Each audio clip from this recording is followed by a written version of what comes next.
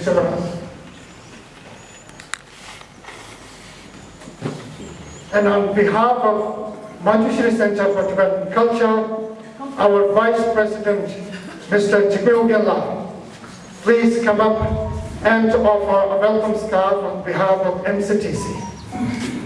So again, Gela, please.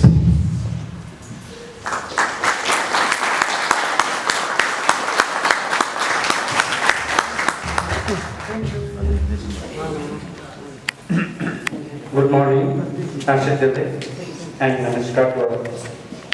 We have gathered here to listen to Dharma talk on religious harmony by Venerable Professor Geshey Lhakdor.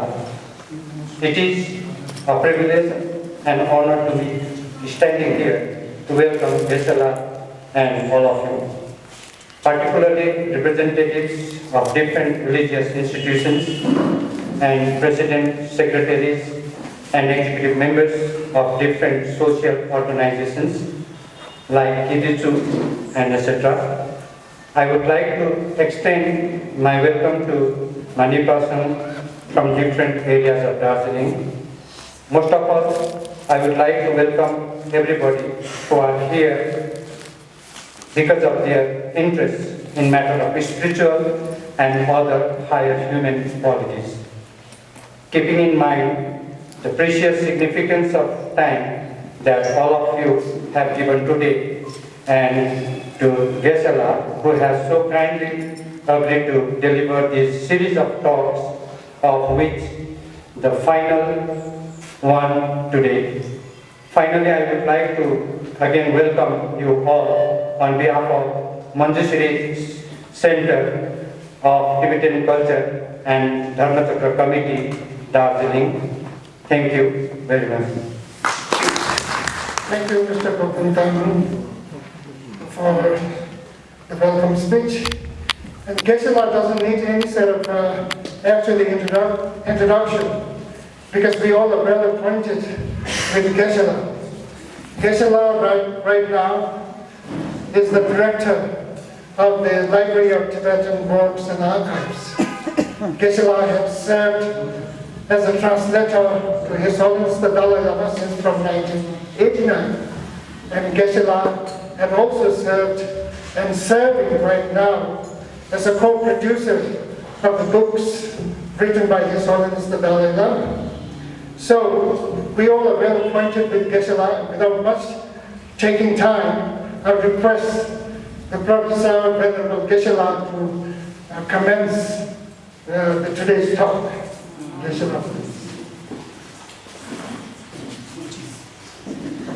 It is really a great privilege to come here and meet all of you and share my thoughts on the importance of religious harmony. And I much appreciate your interest in this, sacrificing part of your Sunday.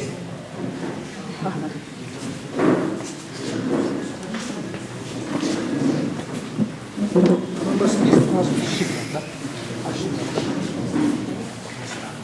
I would like to start by saying that when we talk about religious harmony, first of all, it is important to have a clear sense and idea of the importance of harmony. We all long to have peace, long to have happiness, and wishes to live in harmony. So therefore, any human activity that disrupts our peace, that disrupts our happiness, that disrupts our harmony, should be challenged and should be strongly discouraged. If that factor for disharmony comes even from religion, it should be discouraged. So this is the most important thing.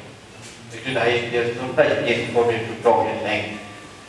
As I said, anything, any human activity be it religious, be it political, or any human activity, if it is contributing to the harmony, peace, and happiness of people, then that human activity is an activity, but any human activity, including religious activity, if it is destroying the peace, happiness, and harmony of people, we should discuss it.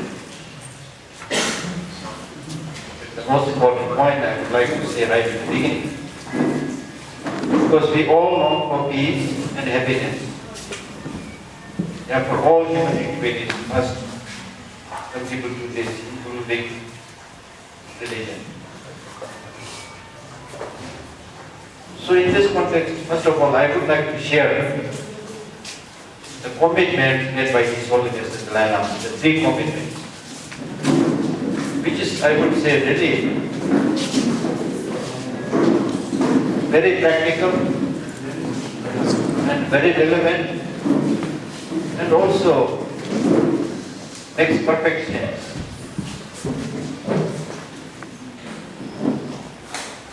His Holiness basically, when he goes around the world, he says, as a human being, you have a responsibility. As a religious person, you have a responsibility. As a Tibetan, he has a responsibility, and you, whatever community you belong to, or as an Indian, you have a responsibility.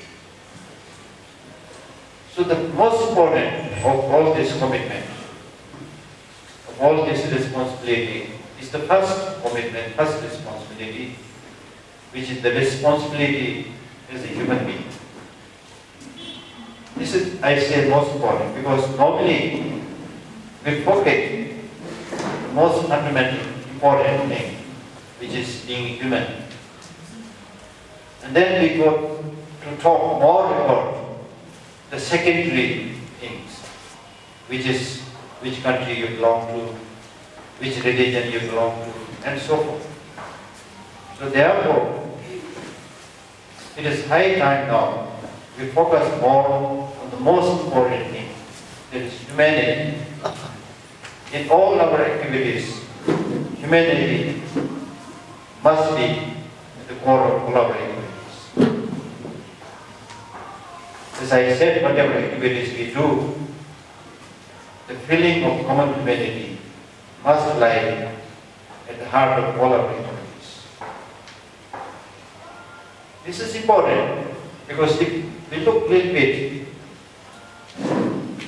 when we are born, we don't have a religion. We don't belong to any political party. We are born as a human being, and wanting love, wanting compassion. As I always say, that the first thing that the child does after the birth is crying. By crying, the child is, I'm 100% sure, the child is asking something, but not asking for lengthy discourse in Buddhism, or long teaching in Christianity, or long teaching in Judaism. The child is asking for unconditional love. Right?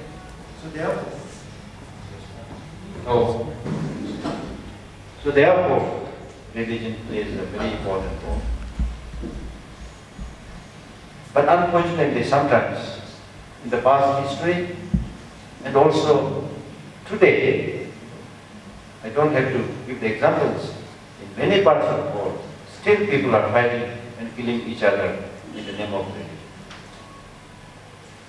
Which is very sad, because I strongly believe that the core of all the religious traditions is compassion. If you're a believer in the God, you need to see the God as an embodiment of compassion.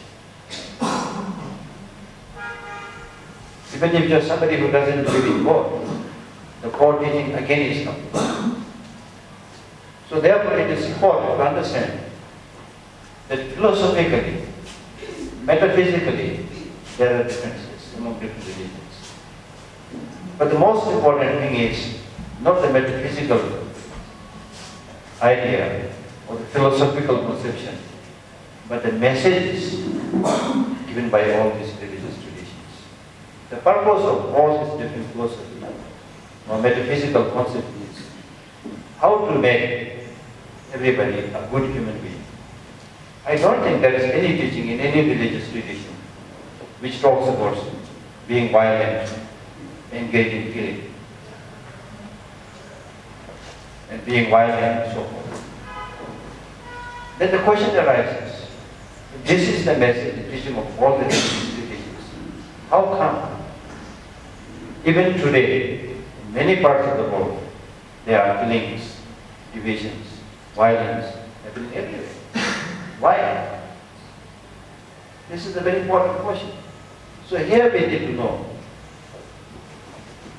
all the problems that we see in the world, including religious fundamentalism and fanaticism, probably has nothing to do with the religion as such.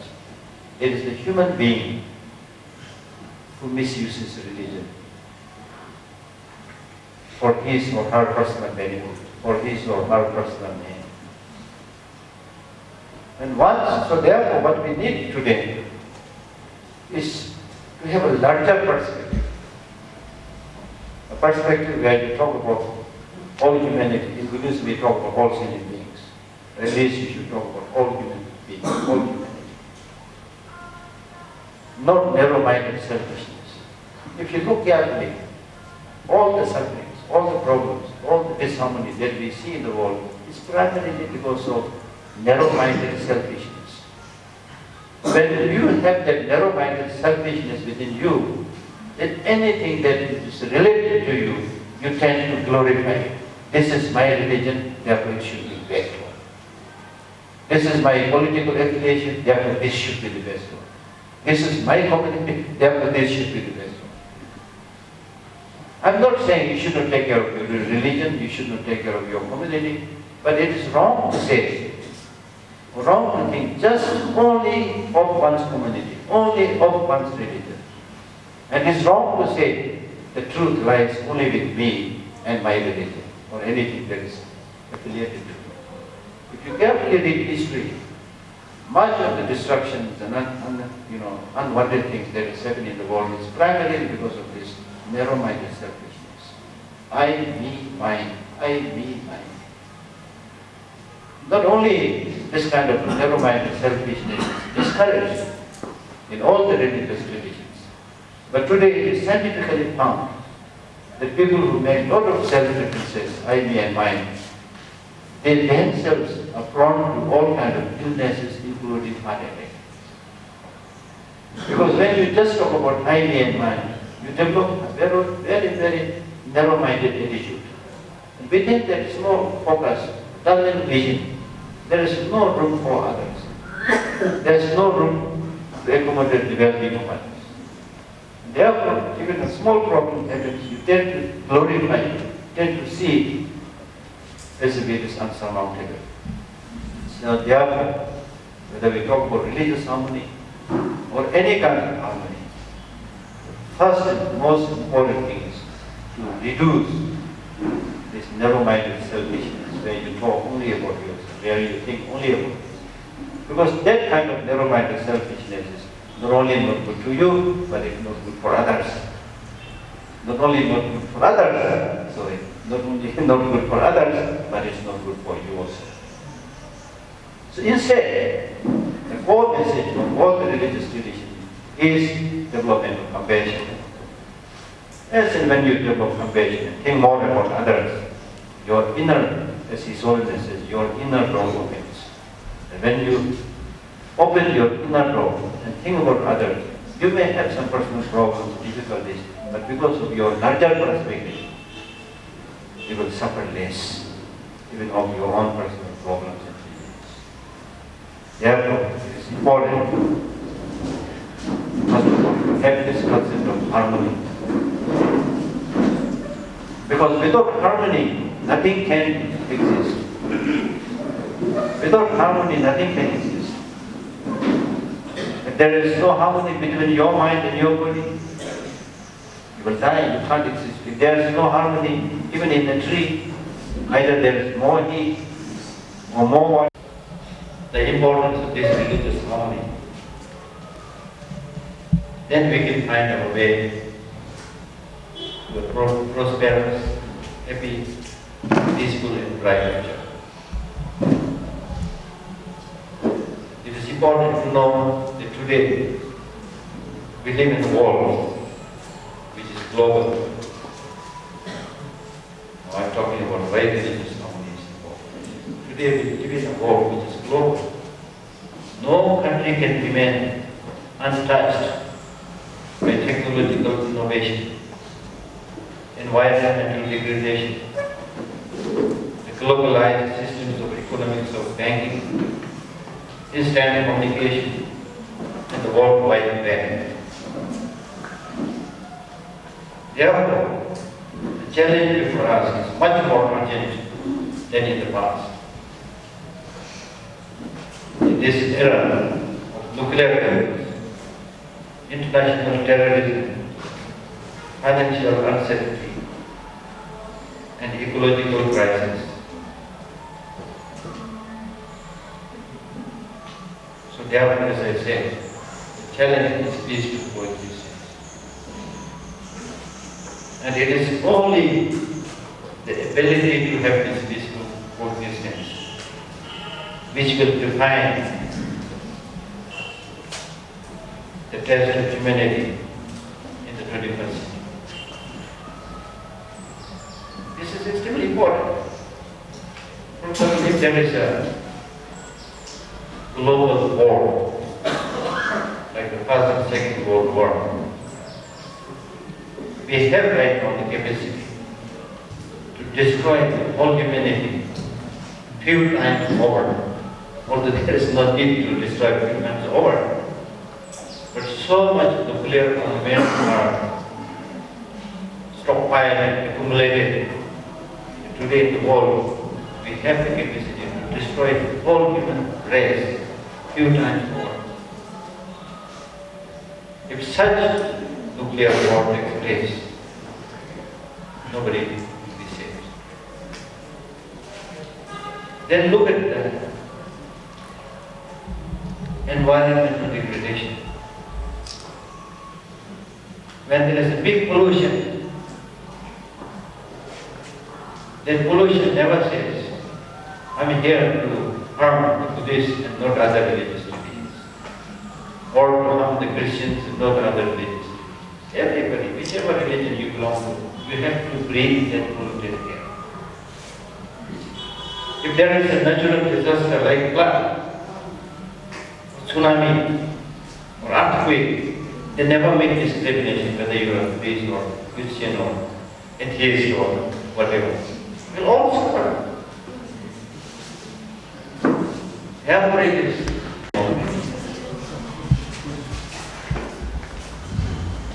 So as I said, unwanted violence and negative activities happen because of narrow-mindedness, the lack of proper knowledge on one religion. The different religious traditions are supposed to change the person to follow that religious belief. But then when this person who claims to be a follower of a particular religious tradition have no idea about their religious tradition, and instead he is untrained, undisciplined, unruly mind, misuses the religion,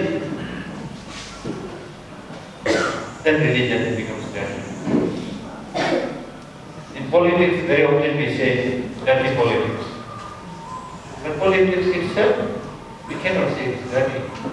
It's only when politicians misuse politics, politics being dirty.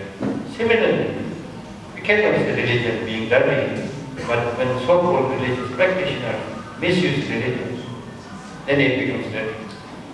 And it's very sad, especially if religion is used to divide, to kill, to harm each other. It's extremely sad because religion is supposed to be medicine, special medicine.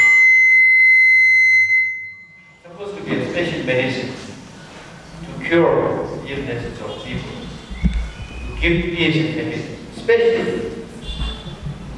practice. But if that so-called medicine itself becomes poison,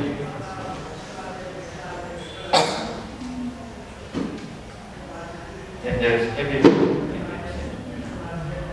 And it is because of this today, many smart thinking young people give up volunteering.